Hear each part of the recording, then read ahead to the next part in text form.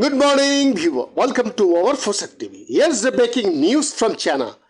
Yes, China's daily COVID cases have climbed to the highest since the pandemic began. Official data showed Thursday, despite the government persisting with a zero tolerance approach involving grueling lockdowns and traveling restriction.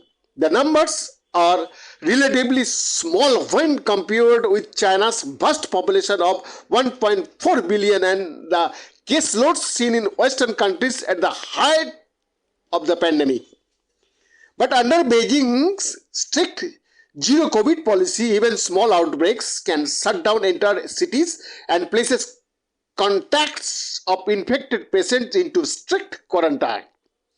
The country recorded 31,454 domestic cases, 27,517 without symptoms on Wednesday, the National Health Bureau said.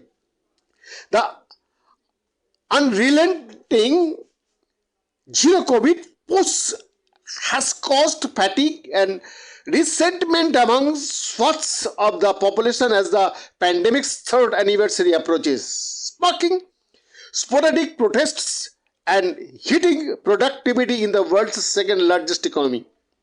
On Wednesday, violent protests erupted at Foxconn's vast iPhone factory in central China, with video showing dozens of hazmat-clad personnel wielding batons and chasing employees.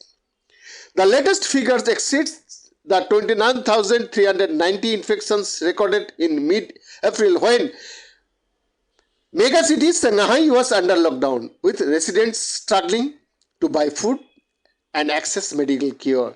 Several cities including Beijing, Shanghai, Guangzhou and Shenyang have threatened COVID restrictions as cases surge.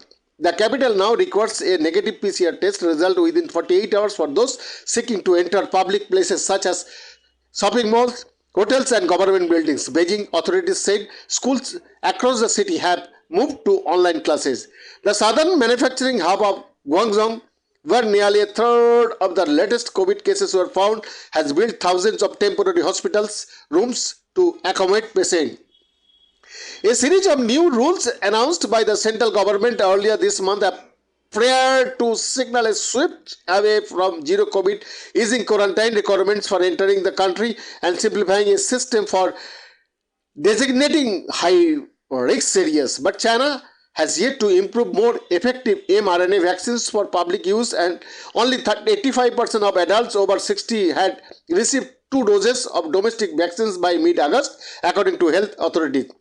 And Shenzhen, a city neighboring Beijing that was seen as a pilot for testing reopening strategies, reversed most of its easing measures this week.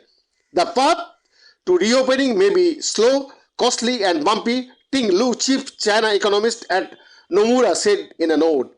Shanghai-style full lockdowns could be avoided, but they might be replaced by more frequent partial lockdowns in a rising number of cities due to surging COVID cases numbers. So, we are Indian. Be aware, be aware, be aware. Behind the report, Fosak TV.